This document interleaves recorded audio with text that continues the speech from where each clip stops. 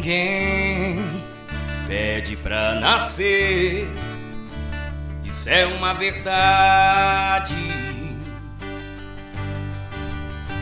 Só depois que se entende que é presente de bondade, que se enxerga a beleza e se vê a raridade. Nem tudo que hoje eu tenho um dia eu desejei,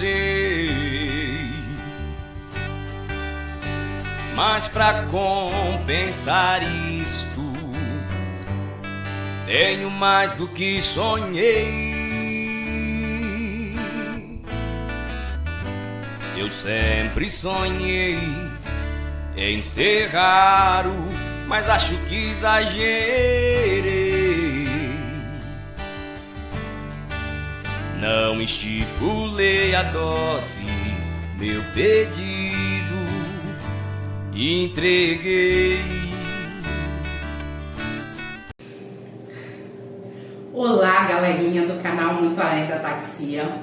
Nosso canal está aqui hoje em Santa Catarina, Joinville, dia 23/7, no Hospital ProRim, e viemos trazer para vocês algumas informações de como anda o procedimento de Solange Furlan Pessim. Eu estou aqui ao lado da enfermeira Roberta, estou ao lado também da comunicadora, jornalista Jennifer, para trazer algumas informações para vocês aqui de como é o procedimento da ProRim. Quem vai começar? Vamos começar então. A Fundação ProRim, né, ela tem 35 anos, a sua sede é aqui em Joinville, né, onde a Solange faz o tratamento, mas nós temos unidades em outras cidades de Santa Catarina e também no Tocantins. Né? Hoje aqui a gente faz os serviços de tratamento de hemodiálise, diálise peritoneal e também transplante renal, né? E a gente recebe pacientes de todo o estado, de todo o país, né? Que vem para cá, para a ProRim, com esse desejo de fazer o transplante renal, né? Atualmente a gente está com um número um pouco acima de 1.800 transplantes renais, né? E infelizmente por conta da pandemia, né, a gente teve que ter uma parada, né, nos procedimentos de transplantes, mas estamos retomando agora com todo o devido cuidado, né, e de forma gradativa. Ô Jennifer, esse tratamento é pelo SUS? Como é que funciona isso? Os nossos pacientes aqui, eles são atendidos via SUS, né? É um percentual de 99%, né? São pacientes que vêm no Sistema Único de Saúde, né? Nós temos alguns parceiros que atendem a parte de convênio, né, com planos de saúde, mas o nosso foco são os pacientes que vêm do SUS. Assim, pelo menos eu fico encantada quando eu vejo a evolução de Solange, assim, aqui que ela faz hemodiálise e ela não fica tão mal como ela ficava, né, no nosso estado, e isso, assim, isso compensa essa distância toda, porque eu falo para ela que ela é uma guerreira, porque ter essa disciplina, né, para 3 vezes na semana e tudo que ela tem que fazer em casa é um pouco complicado. Então, assim, eu acho que o hospital está de parabéns. Eu quero saber de você, como comunicadora, jornalista aqui do hospital, como é que é a porcentagem de positividade, que dá certo, assim? A doença renal é uma doença silenciosa, né? Então, o que acontece? Quando a pessoa vem para o tratamento de hemodiálise, ela já está em estado muito grave, os seus rins não estão funcionando, né? E é interessante a gente falar que essa doença, antigamente era, digamos assim, disseminada como se fosse uma doença para idosos, né? E hoje em dia já é diferente, né? Nós temos muitas pessoas jovens, né, de 30 anos, de 20 anos, e já tem algumas doenças, né, alguns fatores de risco, doenças crônicas que levam à doença renal, né? Então, é importante dizer que a hemodiálise ou a diálise peritoneal ou transplante, é uma oportunidade para essas pessoas terem qualidade de vida, né? Terem melhores condições de saúde, né? Mas tudo isso depende do paciente, né? Assim como você falou que a Solange se deslocava, né, do seu município para fazer tratamento em outra cidade, tudo isso depende do paciente, né? É cansativo, é uma doença que exige todo o acompanhamento, né, com o médico, com uma equipe multidisciplinar, né? Mas pela questão de medicação, de vir às sessões de hemodiálise, é super importante. Acho que a Roberta pode falar um pouquinho mais de como é que é esse acompanhamento da equipe multidisciplinar, que faz toda a diferença. A gente tem esses profissionais aqui, né? E também é importante a participação da família nesse tratamento, né? Isso mesmo, Jennifer. Como você disse, né, a doença renal é uma doença silenciosa. Ela pode ser detectada através de um simples exame, né, que é o exame de creatinina, que é um exame barato, né, pelo SUS você encontra em laboratórios até R$5. Então, através desse exame é detectado, né, se o paciente tem ou não a doença renal. Muitas das vezes, assim, a maioria dos pacientes que levam à insuficiência renal são pacientes, né, com fatores de predisposição, ou hipertensos, diabéticos, muitas das vezes também pacientes com histórico familiar, né, de doença renal. Então, chegando nesse estágio que é detectado que necessita fazer hemodiálise, a gente existe assim diversas modalidades de tratamento, né, que é, como a Jennifer falou, a hemodiálise, que é feita através de agulhas, né, com sangue. Tem a diálise peritoneal, que é implantado um catéter no abdômen e é realizado, né, essa filtração do sangue.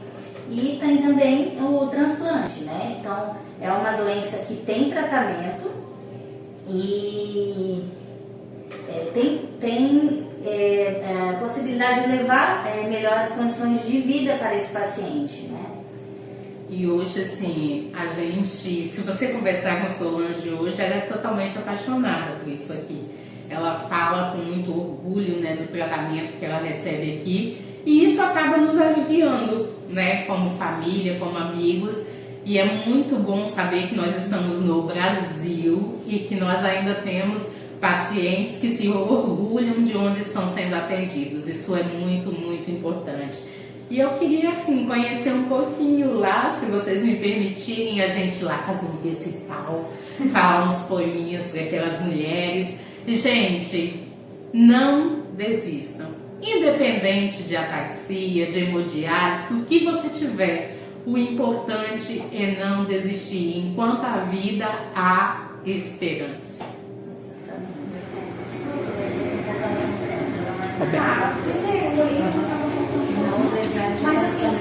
Então, aqui está a nossa amiga Solange. A Solange realiza hemodiálise aqui 3 vezes na semana, 4 horas por dia, né? Cada vez que tem. O que é hemodiálise, né? Então tem a máquina, nós temos o capilar que funciona como um rim. O capilar, ele filtra o sangue, né? É funcionado quer mostrar aqui para os nossos amigos verem? Eles são funcionados 2 veias, né? Com 2 agulhas, uma puxa o sangue sujo, passa por dentro do capilar, filtra, faz a retirada de todas as impurezas e é devolvido o sangue filtrado, né, para o paciente. Então esse processo consiste, durante 4 horas é realizada essa filtração. A máquina tem o fluxo, né, que acompanha o fluxo ideal do nosso sangue. É realizado o soro fisiológico para lavar. Todo o processo que acontece aqui não passa sangue por dentro da máquina nem nada. Tem cada paciente, né, possui o seu material e depois ao final é realizada a desinfecção e devolvido tudo, né, o sangue do paciente. Então assim, é um processo seguro, não existe assim, possibilidade de contaminação, é totalmente um processo fechado mesmo e devolvendo a qualidade de vida para o paciente, né? A Solange pode falar um pouquinho da gente como ela se sente depois da hemodiálise, durante. Né, Solange? Eu, depois que eu vim pra cá, eu melhorei muito. Você mesmo sabe disso, né? Minha mãe sempre me acompanhou, a gente sempre se via. Graças a Deus existe esse abençoado, né? Por isso que eu estou viva aqui. Eu agradeço todos os dias. Ruim com ele, pior sem ele. Com certeza, com certeza. Isso mesmo. Então, galerinha, é isso que o canal está fazendo aqui, aproveitando para levar para vocês um pouquinho de conhecimento, porque conhecimento ele é tudo, e a gente pode ver, ó, que tem muita gente lutando todos os dias por uma melhor qualidade de vida, e é por isso que nós falamos para vocês que nós não podemos parar. Pessoal, a nossa amiga Irene, ela veio declarar uma poesia hoje para vocês, tá? Eu gostaria que vocês prestassem um pouquinho de atenção. Boa tarde, eu sou do Espírito Santo, sou escritora, poetisa em especial. Também tenho uma doença rara, degenerativa e sem cura, chamada ataxia. Se vocês puderem depois pesquisar, a ataxia é muito pouco conhecida. Então, em 2017, quando eu fui diagnosticada, eu me tornei escritora para poder não entrar em depressão. E eu queria recitar um dos meus poemas aqui para vocês hoje, para que vocês conhecessem um pouquinho da minha história. Me tornei uma escritora, mas eu nunca sonhei ser. Passei pelo português, matemática fui fazer. O que acontece comigo é que eu gosto de rimar. Eu adoro as pessoas, me faz bem elogiar. Então abro o coração, deixo o danado falar. E depois quando eu vou ver, sem nem mesmo perceber, mais um poema criei. E me resta então saber quem foi que eu elogiei. Assim, nessa brincadeira, um livro eu já lancei. Se você ficou surpreso, o outro eu já comecei. Se você estiver lendo, quer dizer que eu terminei. Eu saí da matemática e poetisa virei. E o que Deus quer com isso, confesso que eu não sei. O meu sonho de criança era o mundo conquistar. Mas olhando para mim, todos em volta achavam que eu não seria capaz desse sonho alcançar. Por ser negra e também pobre, muitas vezes até pensei que o sonho que eu tinha era muito exagerei. Mas eu segui os meus dias, sem do foco eu saí. Enquanto os meus irmãos desistiam, eu continuava ali. A escola é do caminho, do meu sonho alcançar. Entre pedras e espinhos, não deixei de caminhar. Fui babá, fui doméstica, manicure, balconista, enfermeira, professora e outras coisinhas mais. Tudo isso eu tentei ser, mas eu não imaginava que o meu sonho era mesmo escrever para você ler. Esse meu primeiro livro, ele é 100% de poemas. O segundo livro, da matemática à literatura, ele é poemas, reflexões, a minha biografia e, juntamente com muito orgulho, o depoimento do meu médico, Fernando Bermudes Cabral, que é o neurologista que possibilitou que essa doença fosse descoberta e tivesse nome na minha família. O meu terceiro livro se chama Abrindo o Jogo, que é minha história de fé. E quando eu estava escrevendo este livro, Abrindo o Jogo, eu perdi a minha melhor amiga. E aí acabou a inspiração de escrever e eu virei o livro e escrevi a nossa história. Esta amiga, chamada Luciene de Souza Ribeiro, foi quem escreveu as orelhas dos meus livros e morreu em 2019 aos 43 anos de idade com dengue hemorrágica. Mas eu acredito que quem parte, né, e fica nos nossos corações nunca morre. E aí eu escrevi essa história e essa história se chama Amizade Além da Vida. Eu tenho também um livro infantil que foi escrito por um escritor capixaba que conta a minha história real e é divinal. É uma história divinal de verdade mesmo, e se chama A Menina que Não Esperava o Dia. E é com muito orgulho que eu quero me apresentar aqui para vocês. Saí de Nova Venécia, no Espírito Santo, e vim aqui conhecer o trabalho da ProRim, e eu quero parabenizar vocês por não desistirem.